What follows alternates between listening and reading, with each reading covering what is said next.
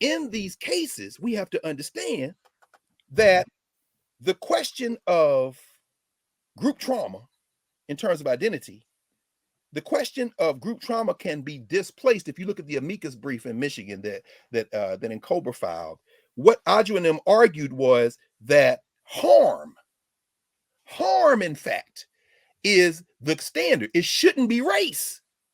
It shouldn't be race. In other words, you don't need to use a rationale of diversity as a way to try to whistle past the graveyard of strict scrutiny because you've said black people, which means they think black people, race, race, strict scrutiny. Huh.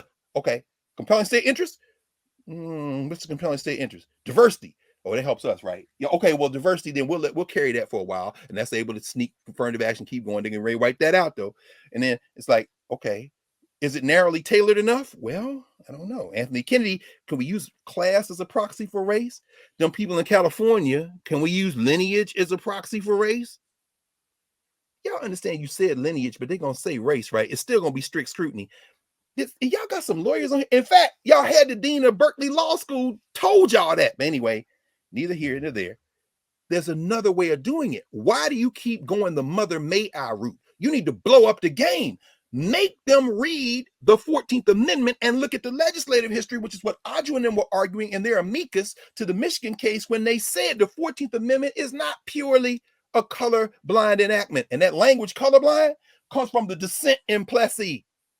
It's not in the Constitution. It's judge-made law, which means it could be unmade by judges. Wouldn't it be nice if Ketanji Brown Jackson started saying, you know what, I'm on here now. Let's get to work. All them nights of studying, I'm getting ready to come in here and reinterpret this whole thing because that's what they doing. And what Audrey and them said is the 14th Amendment is not purely a colorblind enactment, but it's a necessary legal tool for equality in the aftermath of chattel slavery. Use of the 14th Amendment to strike down reparations for African Americans is strikingly in opposite to its purpose, language, and intent. What they argue is you don't have to evoke race.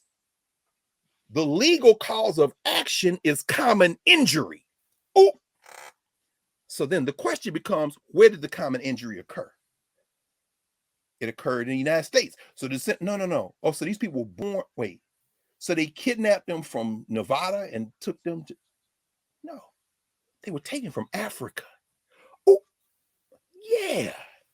And there is over a century of black people meeting, trying to do two things. Number one, come up with a common idea of blackness that isn't just demographic, that may indeed originate with the common injury, which means it's about whiteness, not blackness.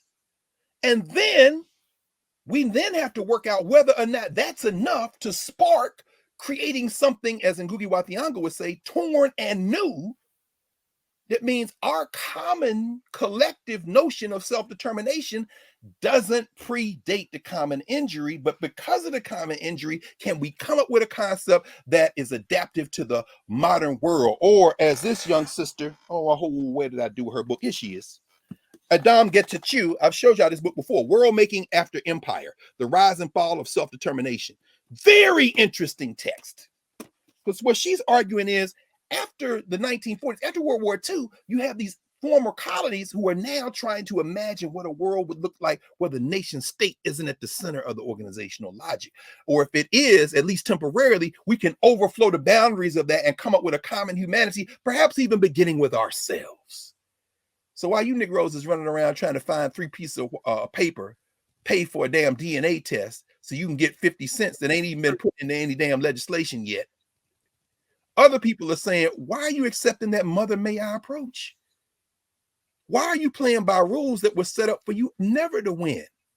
A cop shoots you in the face. They don't care whether you're from Guinea or Georgia. They don't care whether you're from Ghana or South LA. They don't care whether you're from Minneapolis and you see they let Brother Locke's killers go again, Amir Locke the Hunters, and a black dude did that because he played by the rules. Keith Ellison doing the best he can. But in that framework, he's saying we can't convict these cops. Yeah, because the rules are set up for them to hunt. They're paddle rollers. It's their job to kill you. The only way they get punished for killing you is when they do the shit that's so egregious. What you mean, like kicking in somebody's door? No, they did that to Amir Locke. Well, you mean like going in the middle of the night and blowing up? No, they did that to Breonna Taylor. Oh, you mean like leaning on somebody's neck for damn near 10 minutes and we all got cell phones of it and uploaded it before they could get the cameras with? Yeah, that might work. We'll hold our breath, though. We'll hold our breath. Okay, well, what about this white girl? Is it, yeah, no, but the judge gonna let her go. The white judge? No, she was Asian. What the hell's happening here? You understand? All of this is socially constructed fantasy, and it's only going to change when you combine what's happening in the rooms we started talking with the work outside the rooms. You don't isolate yourself, ADOS and FBA. You expand your vision. And this is why common harm can be used as a rationale within the context of that flawed 18th century document, evading race, at least for the time being, because you shouldn't have to evade it because they made up strict scrutiny too. And compelling state interest. Judges, not the Constitution, because if you go by the strict language of the Civil War amendments, none of this should be an issue. Lewis Powell and them boys effed that up in the 70s. That white supremacist. Yeah, go read the Powell Amendment.